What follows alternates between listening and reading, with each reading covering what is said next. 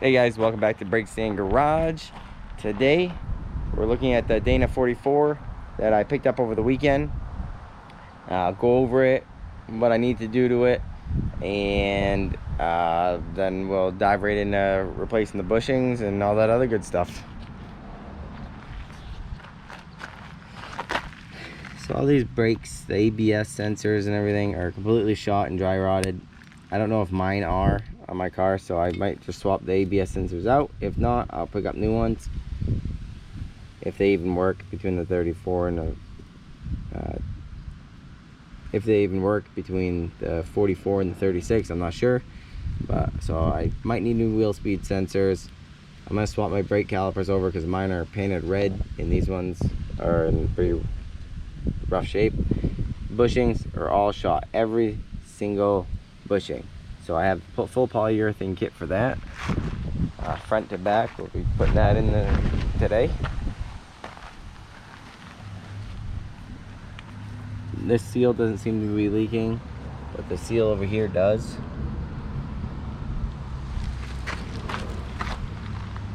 Pretty nasty. I think the front one might be weeping a little bit. Somebody has already been in here, I think, unless they did this from the factory, but I don't think they used red RTV. So there's some dirt on my face. So we'll dig into that.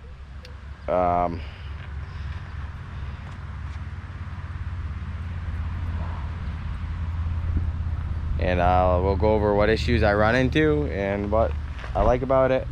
But the seals, I'm not going to tear apart the differential until this coming winter. I just want to get this thing in, running, enjoy it for the summer. And then I'm going to buy some 373s, tear it apart, send those out to get treated, coated. And then I'm going to replace all the seals and tear into it again. But that'll be a job for this winter.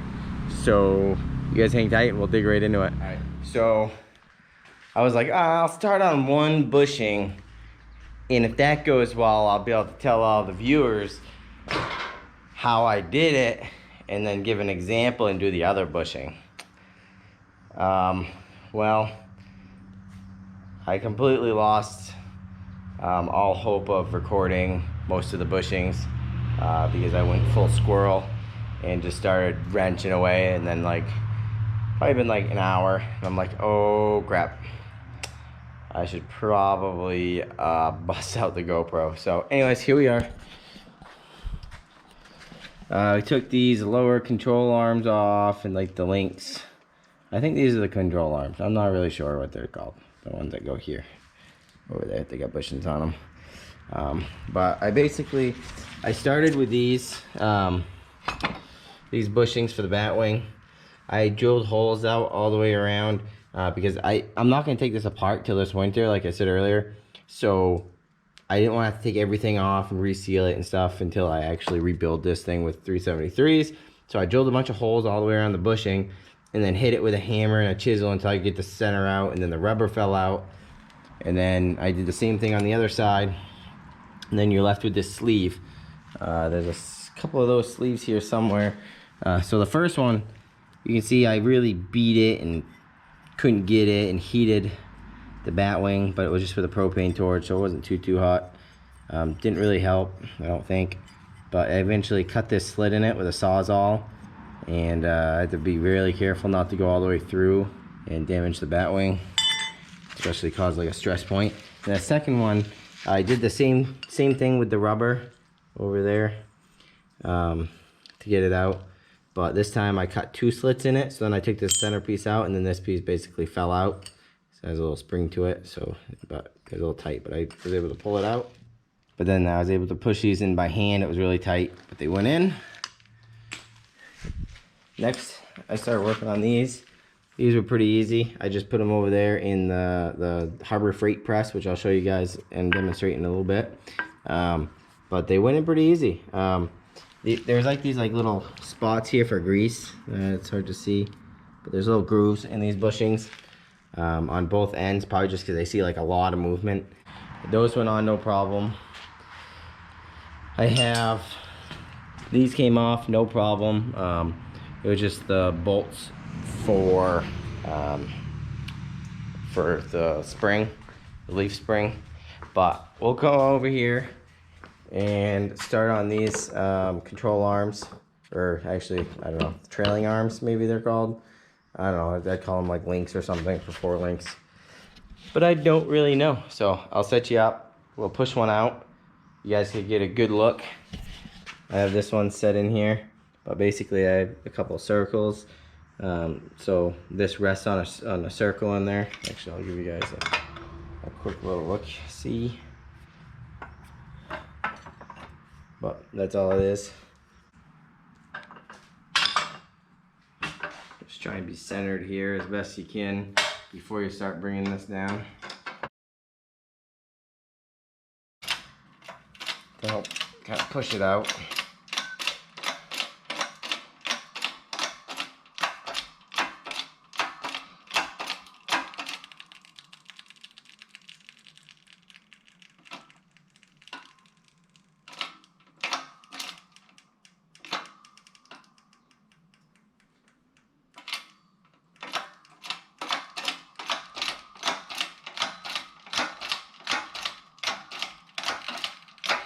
Looks like it's pushing it down now. Looks like that washer was the trick. Now we can raise this. I'm going to try not to go all the way up.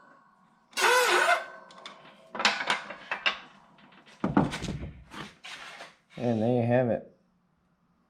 Pressed out.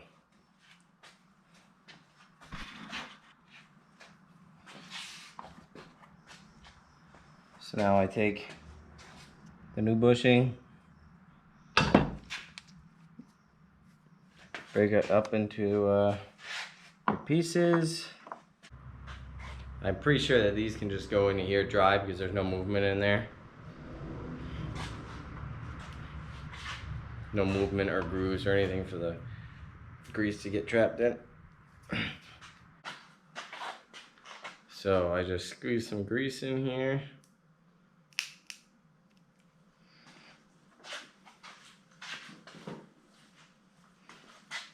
Have these on. Some gloves on. Just trying to get my hands too nasty. I just kind of get it in there pretty good. Make sure there's plenty enough in there to actually fill those grooves. Some will probably get pushed out when I slide this sleeve in there, but it goes in a little tighter than when they're not sitting in the control arm. Yeah. As you can see, we have a bushing in there now.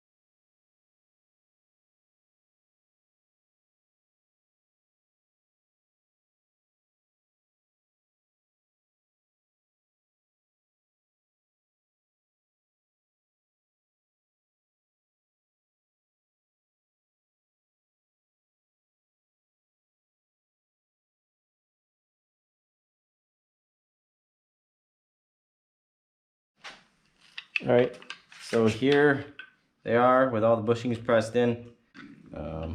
Hopefully I installed all the, the grease in the right spots.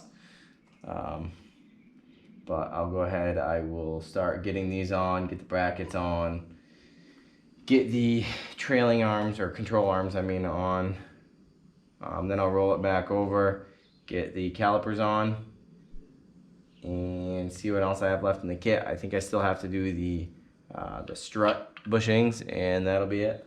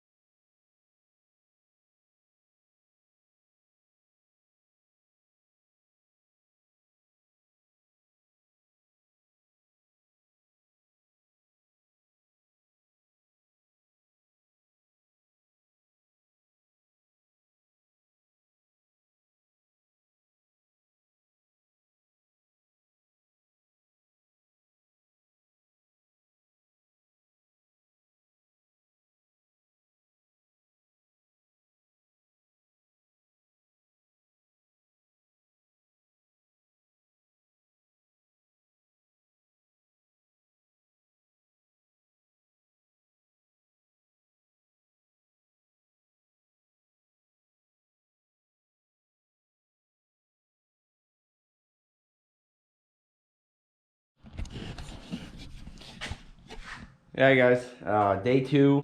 I have the Dana 44 pretty much ready to go. I have to take the C-beam off of the one that's in the car, or at least undo the rear ones. I have to start dropping stuff. Got the calipers off this one and the calipers off this car. I don't want to break anything loose and have to bleed the lines or anything, so I'm just gonna leave everything hanging. So we'll just jump right into it. I'll do the sway bars. Take out the sway bar, bushings or whatever, the strap bolts, the shocks, all that good stuff, and then we'll just kind of dive right into it. So I'll get you guys down here.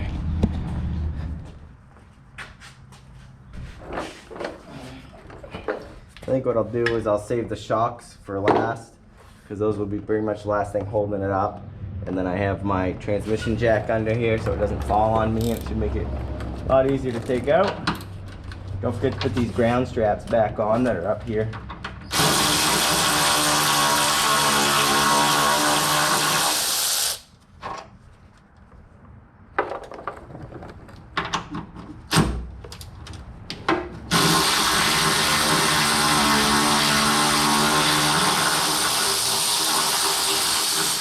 Actually, I thought these are grounds. It actually looks like they're just, they're like safeties in case your fuel tank drops, maybe. There's like safety cable.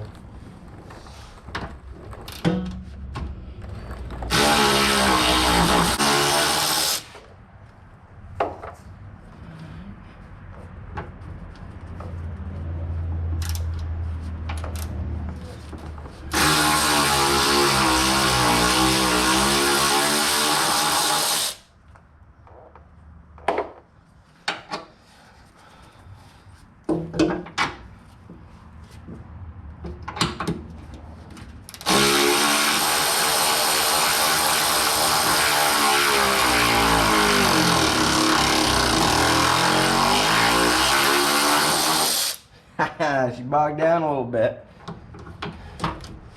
She's coming.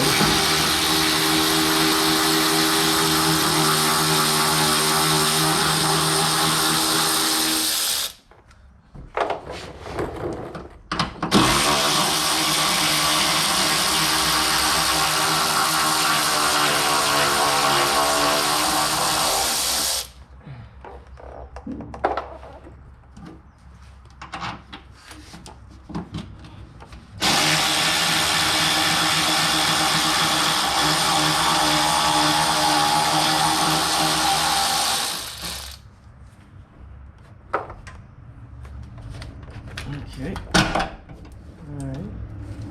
Now that's dangling right in my face. Perfect.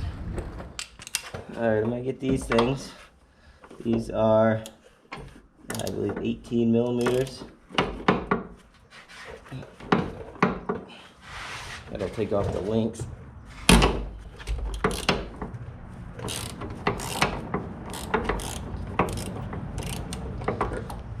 Crack that one free a little bit. Have to crack this one free.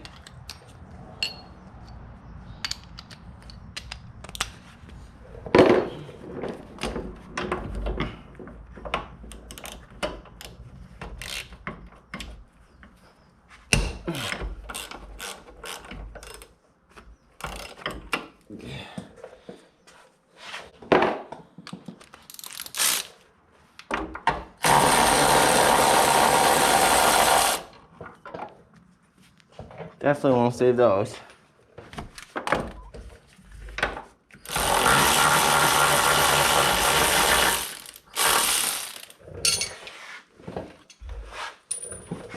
Other bolts, they're 18 millimeters. They're for the bat wing.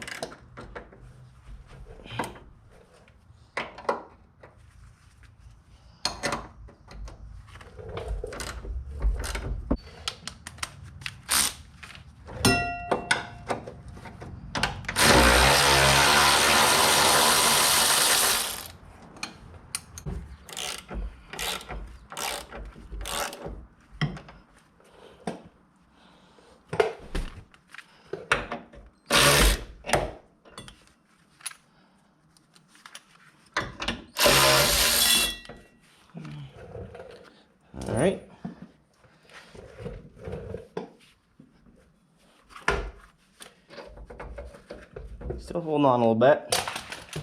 Okay, drop this end. You got the transmission jack under there, so it shouldn't drop much.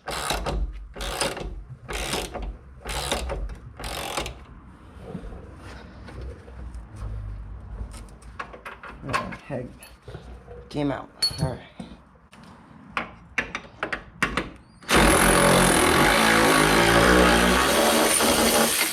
All right, that's out.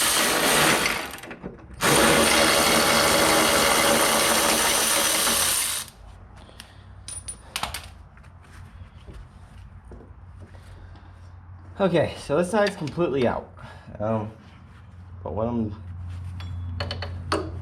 wondering is if I gotta do anything else. I don't wanna hurt my brake line.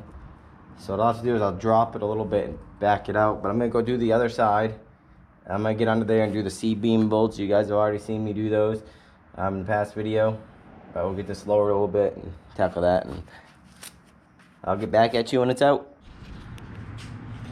Alright guys, so I have the Dana 36 out, which is right here.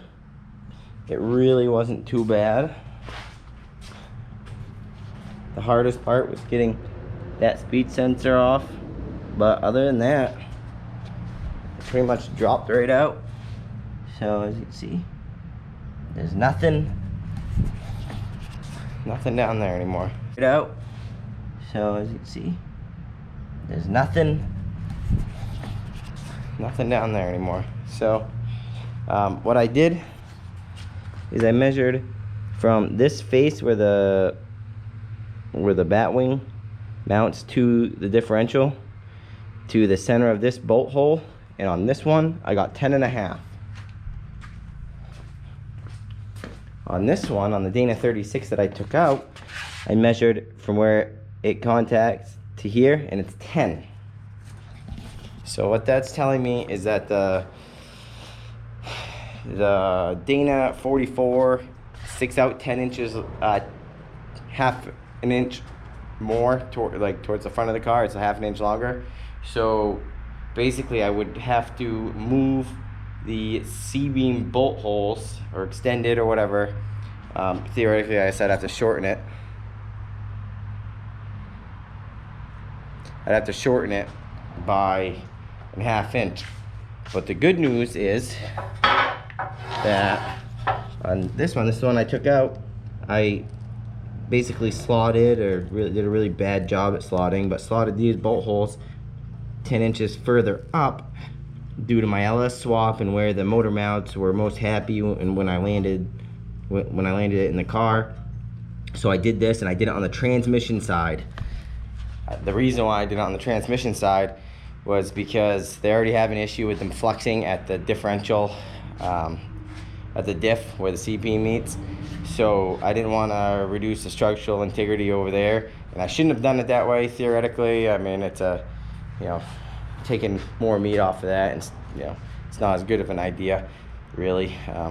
Custom build or an adapter or something would have been better, but so I did it up there because you're further away from the moment force. So you have a moment basically at this whole assembly where everything's trying to twist. If I would have reduced the structural integrity down here, it would have had a better chance of snapping the C-beam or breaking the nose off the diff when it flexed.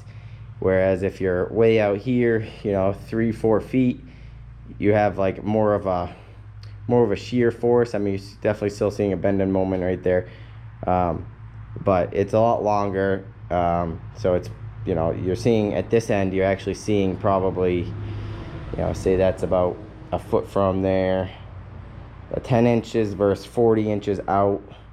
Let's just call it, that's 50 inches. So you're probably seeing, 80% less force, or I don't know. That's just quick. That's like quick backyard hillbilly math. But let's just say you're seeing 80% less force out here, so there's less risk that you're gonna break something. But anyways, that's probably a shitty thing. I might edit that out. But so next, I'm gonna slide this rear end up, get it almost in place.